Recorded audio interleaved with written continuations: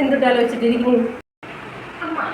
ഞാനേ ഈ ഒരു 10-20 വർഷം കൊണ്ട് കഴിയുമ്പോൾ നമ്മുടെ കുട്ടികൾക്ക് പഠിക്കാൻ പറ്റുന്ന കുറച്ച് ക്വസ്റ്റ്യൻസ് ഞാൻ തയ്യാറാക്കിക്കൊണ്ടിരിക്കുകയാണ്. എന്തിട്ടാണാവോ? ഒന്നാമത്തെ ക്വസ്റ്റ്യൻ ഏതാണെന്ന് അറിയാൻ പറ്റും. നമ്മുടെ കേരളത്തിലെ ദേശീയ മൃഗം ഏതാണെന്ന് അറിയാൻ പറ്റും? ആന.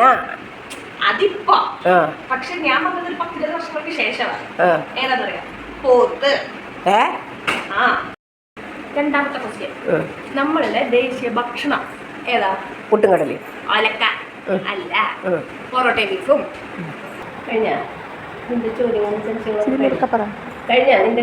സംശയങ്ങളും ഇല്ല.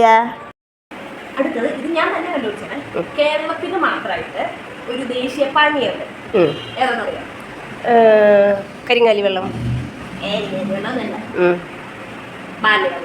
ബാർലി വെള്ളം. അത് മഞ്ഞപ്പിത്തത്തിന് അല്ല മൂത്രം പോവാത്തതിനെ കൊണ്ട് കുടിക്കണതല്ലേ? ബാർലി അല്ല, ബാറിലെ വെള്ളം. അതായത് ഈ ബ്രാൻഡി. കണ്ടുപിടുത്തങ്ങളൊക്കെ കഴിഞ്ഞാവോ? ഇല്ല, ഇനിയുണ്ട്. നമ്മുടെ കേരളത്തിന് മാത്രമുള്ള ഒരു സുഗന്ധവ്യഞ്ജനമുണ്ട്. ഏതാണെന്നറിയാം?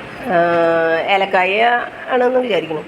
ഏലക്കല്ല, അതിലും സുഗന്ധം പരത്തുന്ന ഒരു കാര്യമുണ്ട്. പറയണ്ട, ഞാൻ പറയാം. കഞ്ചാവ്.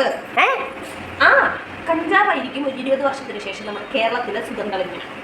ഇറങ്ങിപ്പോയിട്ട് അടുക്കളയിൽ വല്ല പണിയെടുക്കടി. പോകട്ടെ, ഒരു ക്വസ്റ്റ്യൻ പറഞ്ഞു വളരെ കഷ്ടപ്പെട്ടുകൊണ്ട് പറയട്ടെ. പറയുന്നു തോളക്കി. നമ്മുടെ ദുൽഖറില്ലേ, അറിയാം? ദുൽഖറിന്റെ മോളുടെ നായകനാരാന്നറിയോ 20 വർഷത്തിന് ശേഷം? നിന്റെ അച്ഛനാണോ? എന്റെ അച്ഛനല്ല.